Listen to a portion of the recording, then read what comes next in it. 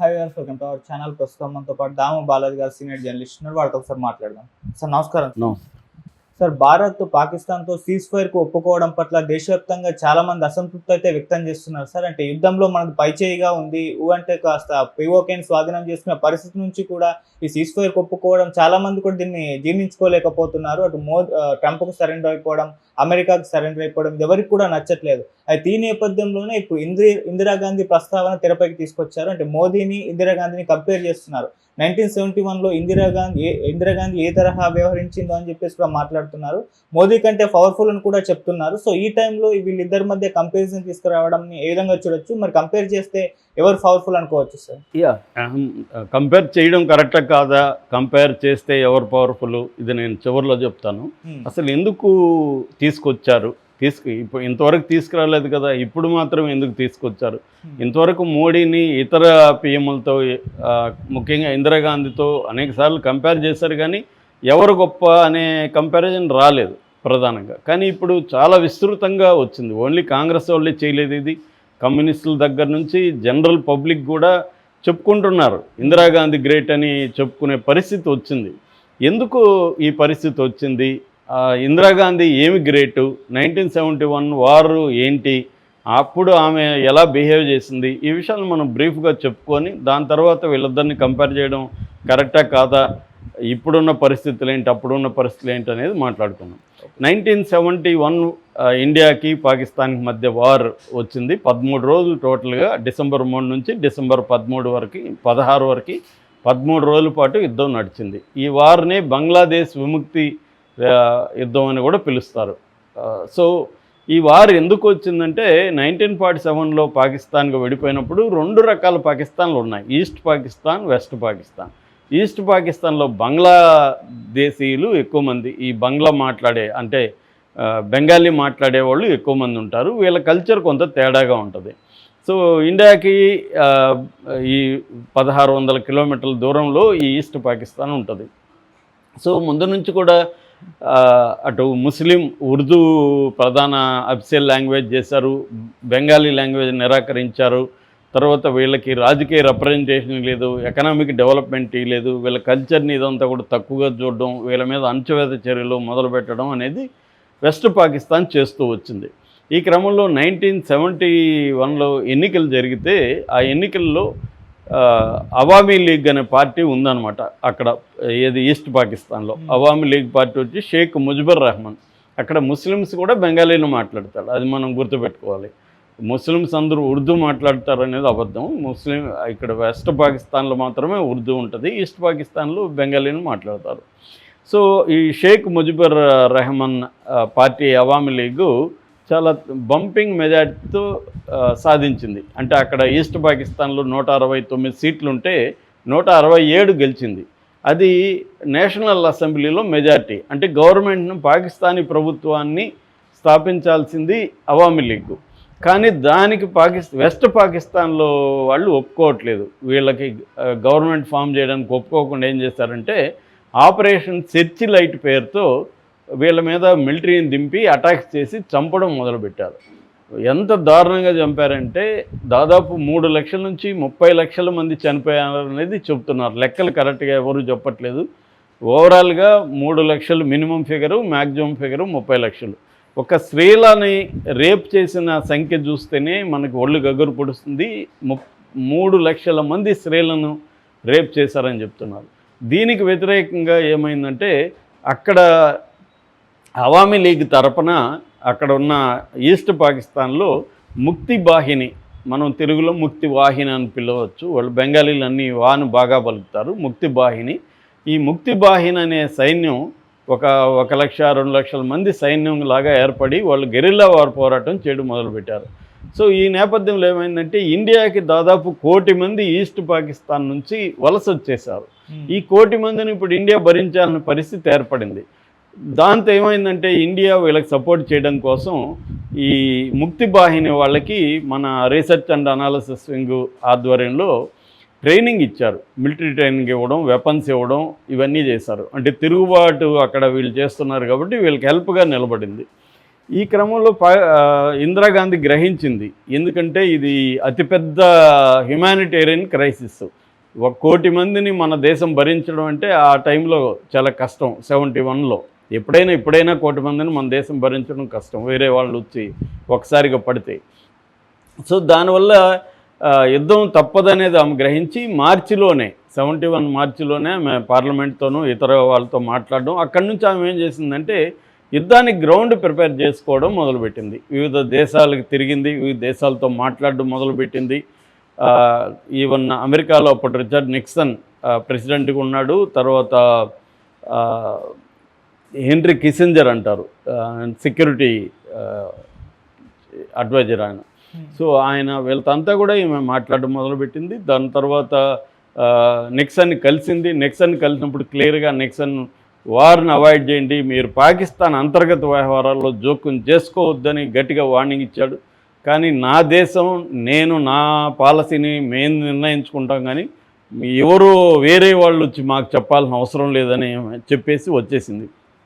బయటకు వచ్చినప్పుడు henry Kissinger, ఏమమ్మా మీరు అలా మాట్లాడడం తప్పనే ఒక పశ్చాత్తాపం లేదా మీకు ఇప్పుడు కూడా అని అడిగాడు. నీ అడ్వైజ్కి నా థ్యాంక్స్, కానీ నాకు అట్లాంటి పశ్చాత్తాపాలు ఏమీ లేదు, నేను మాట్లాడింది కరెక్టే. 1000 కిలోమీటర్ల దూరం నుంచి మా దేశాన్ని నియంత్రిస్తామంటే ఒప్పుకునే పరిస్థితి మాకు లేదు అని ఆమె నిక్కచ్చిగా చెప్పేసి ఫ్లైట్ ఎక్కొచ్చింది. దిగగానే ఆమె ఎయిర్పోర్ట్లోనే అప్పట్లో వాజ్పేయి ప్రధాన ప్రతిపక్ష నాయకుడు, వాజ్పేయిని కలవడానికి ఏర్పాట్లు ఆయనకి ఇన్ఫర్మేషన్ ఇచ్చింది. వాజ్పేయి కలిశాడు, వాజ్పేయికి ఎక్స్ప్లెయిన్ చేసింది.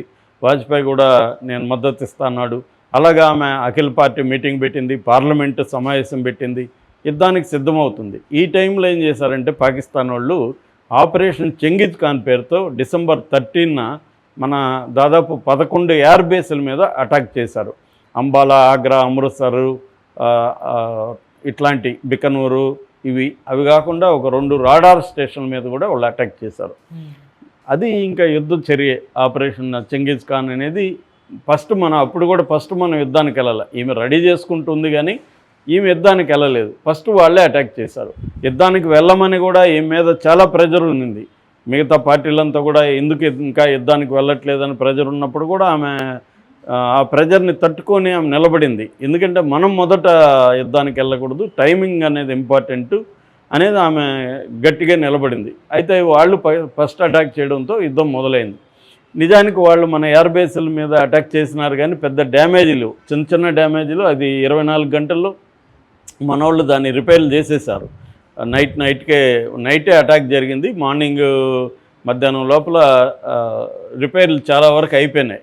సో దాంతో మనోళ్ళు అటాక్ చేశారు. అప్పటికి వాళ్ళ పాకిస్తాన్కి 93,000 సైన్యం, మొత్తం 90 అరౌండ్ 90 అనుకోవచ్చు.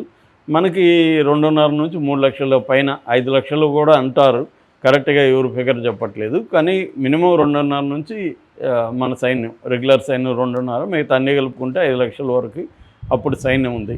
సో పైగా అటు ముక్తి బాహిని వాళ్ళకు 2 లక్షల మంది ఉన్నారు. సో ఈ అటాక్ పెద్ద ఎత్తున జరిగింది, మన సైన్యం దింపింది. దీనికి అమెరికా పాకిస్తాన్కి సపోర్ట్గా నిలబడింది. ఎందుకంటే అమెరికాకి చైనా అప్పట్లో కోల్డ్ వార్ నడుస్తుంది. రష్యాని అప్పట్లో యుఎస్ఎస్ఆర్ అనేవాడు, సోవియట్ రిపబ్లిక్ అనమాట, United states of Soviet republic. So Soviet అనుకుందాం మనం. సో సోవియట్ యూనియన్ అని పిలిచేవాళ్ళు. ఈ సోవియట్ యూనియన్ ఏమో మనకి మద్దతుగా ఉంది. సో సోవియట్ యూనియన్తో ఇందిరాగాంధీ ఒక ఒప్పందం చేసుకుంది, ట్రిటీ అంటారు, సోవియట్ యూనియన్ పీస్ ట్రిటీ చేసుకునింది. ఇటు చైనాకి అమెరికాకి మధ్య పాకిస్తాన్ మధ్యవర్తిత్వం వహిస్తుంది. అందువల్ల పాకిస్తాన్ అమెరికాకి ఇంపార్టెంట్. సో అమెరికా పాకిస్తాన్కి మద్దతుగా వార్షిప్ను కూడా పంపించింది. మరోపక్క చైనా సపోర్ట్ చేస్తుంది. మరోపక్క జోర్డాను, సౌదీ అరేబియా లాంటి ఇస్లామిస్ట్ కంట్రీస్ కూడా పాకిస్తాన్కి సపోర్టు. అయినప్పటికీ కూడా ఇందిరాగాంధీ ఎక్కడ జంకలేదు, అమెరికన్ ప్రెసిడెంట్ని ధిక్కరించింది. చైనా అటుపక్క మిగతా దేశాలు సపోర్ట్ చేసినా కూడా ధైర్యంగా ఆమె నిలబడింది. 13 రోజులు యుద్ధం చేసింది. ఫైనల్గా ఆమె గెలిచి 93,000 సైన్యాన్ని పట్టుకోగలిగింది ఇండియా. మనకి వాళ్ళు సరెండర్ అయిపోయారు, ప్రిజనర్స్ ఆఫ్ వార్, POW అంటారు, ప్రిజనర్స్ ఆఫ్ వార్గా అయిపోయారు. అప్పుడు ఈమె వాళ్ళకి కండిషన్లు పెట్టింది, అదేంటంటే ఎల్ఓసి సరిహద్దు రేఖ లైన్ ఆఫ్ కంట్రోల్ ఉండాలి. అట్లాగే సిమ్లా ఒప్పందం, మూడవ దేశం మా దాంట్లోకి ఇన్వాల్వ్ కాకూడదు. అది ఆమె తీసుకొచ్చిన పాలసీ అనమాట. దాన్నే సిమ్లా ఒప్పందం అంటారు. 1972లో చేసుకున్నాం. సో సిమ్లా ఒప్పందం ప్రకారం పాకిస్తాన్కి ఇండియాకి మధ్య ఏ సమస్య వచ్చినా అమెరికానో ఇంకొకటో రావడానికి వీల్లేదని ఒప్పించింది. పాకిస్తాన్ని కూడా ఒప్పించి అది రాయించుకోగలిగింది. అంటే క్లియర్గా మనం విన్ అవ్వడం, వాళ్ళ సైన్యాన్ని మనం కంట్రోల్లోకి పెట్టుకోవడం వల్ల మనం బార్గెయిన్ చేయగలిగాం. అది ఇందిరాగాంధీ సాధించిన ప్రధాన విజయంగా మనం చెప్పుకోవచ్చు. అందుకనే వాజ్పేయి లాంటి ఇందిరాగాంధీని అప్పట్లో ఆమె అపర దుర్గా అని, చండీ రాణి అని ఆ టైప్లో ఆయన ఆమెను కీర్తించాడు. దాంతో ఆమె ఒక ఐరన్ లేడీ అనే ఒక ఇది వచ్చింది. ఇప్పుడేమైంది, ఇప్పుడు పహల్గామ్ జరిగింది. పహల్గామ్కి వ్యతిరేకంగా మనం కొన్ని ఆంక్షలు విధించాం. అది చాలదన్నా మనం మిలిటరీ యాక్షన్ ఆపరేషన్ సింధూర్తో 9 ప్రాంతాల మీద దాడి చేసాం, టెర్రరిస్ట్ అటాక్స్. దాంతో వాళ్ళు రిటాలియేట్ చేస్తూ మన ఎయిర్ బేసుల మీద దాడి చేశారు. ఫస్ట్ 15, తర్వాత 26 ఇలా ఎయిర్ బేసుల మీద దాడి చేసి దానికి ప్రతిగా మనం కూడా వాళ్ళ 11 ఎయిర్ బేసుల మీద దాడి చేసాం. ఈ క్రమంలో మనం పైచేయి సాధిస్తున్నాము. వాళ్ళ 400 డ్రోన్స్ని కూల్చేసాము, వాళ్ళ ఎయిర్క్రాఫ్ట్ని కూల్చాము. మన డిఫెన్స్ సిస్టమ్ స్ట్రాంగ్గా ఉంది, S-400, మన బ్రహ్మోస్ ఉంది, సో మన ఆకాష్ ఉంది, మన బరక్ 8 ఉంది. ఒక పక్క వాళ్ళ షిప్పులో కూడా, సముద్రంలో కూడా మందే డామినేషను. సో ఈ స్థాయిలో అంతా ఇదిగా ఉండి మొత్తం రెడీగా ఉన్న టైంలో సడన్గా అమెరికా జోక్యంతో, ఏ అమెరికానైతే ధిక్కరించి యుద్ధం చేసిందో అలాంటి అమెరికా జోక్యంతో అమెరికా చెప్పితే మోడీ విని చేశాడు. మోడీ క్లియర్గా చెప్తున్నాడు, ట్రంప్ క్లియర్గా చెప్తున్నాడు కదా, మేమే చేసాం. నిన్న కూడా ట్రంప్ మాట్లాడుతూ ఏమన్నాడు, మేము ట్రేడ్ చేస్తామన్నాము, మీరు యుద్ధం చేస్తే మీతో ట్రేడ్ చేయము, యుద్ధం చేయకపోతే ట్రేడ్ చేస్తాము, మీకు బెనిఫిట్స్ ఉంటాయని చెప్పాను. వాళ్ళు విన్నారు, యుద్ధం ఆపేశారు అని చెప్తున్నాడు. అంటే క్లియర్గా మేము చెప్తేనే యుద్ధం ఆపామని చెప్తున్నాడు. పాకిస్తాన్ కూడా అదే చెప్తుంది. కానీ ఇండియా మాత్రం దానికి ఖండించట్లేదు. ఖండించాలి కదా, సైలెంట్గా ఉంటుంది. సైలెంట్గా ఉండడం అర్థం ఏంటి, అంగీకారం అన్నట్టే కదా. అంటే ఒక ట్రంప్ని ఎదిరించే ధైర్యం మోడీకి లేదా అన్న కంపారిజన్ ఇప్పుడు వస్తుంది. కాకపోతే అప్పుడు పరిస్థితులు వేరు. అప్పుడు 1971లో కోల్డ్ వార్ ఉంది, సోవియట్ యూనియన్ మనకు స్ట్రాంగ్గా ఉంది. సోవియట్ యూనియన్కి సంబంధించిన అనేక దేశాలు కూడా మన వైపు ఉంటాయి. అమెరికా సోవియట్ యూనియన్కి ఆపోజిట్ కాబట్టి పాకిస్తాన్ వాళ్ళతో ఉంది. ఇలాంటి ఒక పోల్డ్ అయిపోయింది. అంటే రెండుగా ప్రపంచం చీలిపోయిన కండిషన్లో ఈమె యుద్ధం చేసింది. రెండోది బంగ్లాదేశ్ తిరుగుబాటు అనేది, ఈస్ట్ పాకిస్తాన్ తిరుగుబాటు అనేది అక్కడ బలంగా ఉంది. సో 1 కోటి మంది మన దేశంలోకి రావడం వల్ల యుద్ధం తప్ప ఇంక మార్గం లేదు. యుద్ధం అంటే వాళ్ళని 1 కోటి మందిని భరించడం కంటే యుద్ధమే ఎకనామికల్గా కూడా మనకి బెనిఫిట్ అనేది కూడా అప్పట్లో చర్చకు వచ్చింది. కాబట్టి ఆ కండిషన్ లేదు. ఇవాళ నిజానికి మోడీ చేసింది కరెక్ట్ నిజానికి. ఎందుకంటే డిప్లొమాటిక్గా మనం అసలు పాకిస్తాన్తో యుద్ధం అనేది మనం అనుకోలేదు కదా, యుద్ధం చేయాల్సిన అవసరం మనకు లేదు కదా. ఓన్లీ ఏంటంటే వాళ్ళ టెర్రరిజానికి వ్యతిరేకంగా మనం వాళ్ళకి బుద్ధి చెప్పాలని, టెర్రరిస్ట్ క్యాంపుల మీద దాడి చేయాలనేది మన టార్గెట్. చేసినప్పుడు వాళ్ళు పాకిస్తాన్ మన దాని మీదకి వస్తే మనం ఈక్వల్ ప్రపోర్షనేట్గా మనం చేసాం తప్ప మనం యుద్ధం కోరుకోవట్లే. ఏదేమైనా ఎవరు మధ్యవర్తిత్వం వహించినా పాకిస్తాన్ అయితే కాల్పుర విరమణకు వచ్చింది. డీజీఎంఓనే ముందు కాంటాక్ట్ చేశాడు మన డీజీఎంఓని. కాబట్టి మనం యుద్ధం ఆపాం, తప్పేం లేదు. మోడీ ఇవాళ చేసింది కరెక్ట్, ఇవాళ కండిషన్స్కి. ఆమె అప్పుడు చేసింది ఆ కండిషన్స్ కరెక్ట్. కాబట్టి కంపేర్ చేసి ఎవరు గ్రేట్ అని చెప్పడమే రాంగు. ఎందుకంటే మోడీ కూడా మూడు దఫాలుగా పిఎం అయ్యాడంటే ఇట్స్ నాట్ ఎ జోక్. కాబట్టి మోడీ సాధించిన విజయాలు చాలా విషయాల్లో ఉన్నాయి. ఎకనామిక్ రిఫార్మ్స్ కానీ, ఇన్ఫ్రాస్ట్రక్చర్ కానీ, తర్వాత గ్లోబల్ దీంట్లో ఇండియాని తీసుకెళ్ళిన పొజిషనింగ్ కానీ, ఇవన్నీ కూడా ఇవాళ అసాధారణమైన విజయాల పరంపరని మోడీ కంటిన్యూ చేసుకుంటూ వచ్చాడు. వాజ్పేయి, మన్మోహన్ సింగ్ ఈ ప్రభుత్వాల విజయాల్ని మోడీ కంటిన్యూ చేసుకుంటూ వచ్చాడు. కాబట్టి మోడీ ఏదో వీక్ ప్రైమ్ మినిస్టర్ అయితే కాదు. ఇందిరాగాంధీతో మోడీని కంపేర్ చేయడమే అసలు రాంగ్. ఆ పరిస్థితులు వేరు, ఈ పరిస్థితులు వేరు. కాకపోతే వీళ్ళు ఇచ్చిన బిల్డప్ ఉంది కదా, ఈ సోషల్ మీడియా కావచ్చు, మెయిన్ స్ట్రీమ్ గోడి మీడియా ఇచ్చిన బిల్డప్ వల్ల ప్రజలు అసంతృప్తి ఉంది. వీళ్ళు కానీ ఈ బిల్డప్ ఇవ్వకుండా ఉంటే, అంటే పాకిస్తాన్ని కబ్జా చేసాం, నాశనం అయిపోతుంది, ఇంకా అయిపోయింది, పాకిస్తాన్ వచ్చిపోస్తున్నారు అన్న టైప్లో మాట్లాడేసేయడం వల్ల ఇప్పుడు సడన్గా ఆగడం వల్ల ఎవరు ఊహించలేదు కాబట్టి, పైగా ట్రంప్ మొదట ట్వీట్ చేయడం వల్ల అసంతృప్తి తప్ప, నిజానికి ఈ కండిషన్లో మోడీ యుద్ధం ఆపడమే కరెక్ట్. మనం యుద్ధం చేయాల్సిన అవసరం మనకు లేదు. ఓన్లీ టెర్రరిజానికి వ్యతిరేకంగా మనం వాళ్ళకి ఒక గుణపాఠం చెప్పాలనేది అనుకున్నాం. ఆ గుణపాఠం చెప్పాము. చెప్పినాక కూడా ఎందుకు కంటిన్యూ చేయాల్సి వచ్చిందంటే మనం ఏం చేయలే, అది వాళ్ళు చేస్తే మనం రిటాలియేటరీ చేసాం అంతే.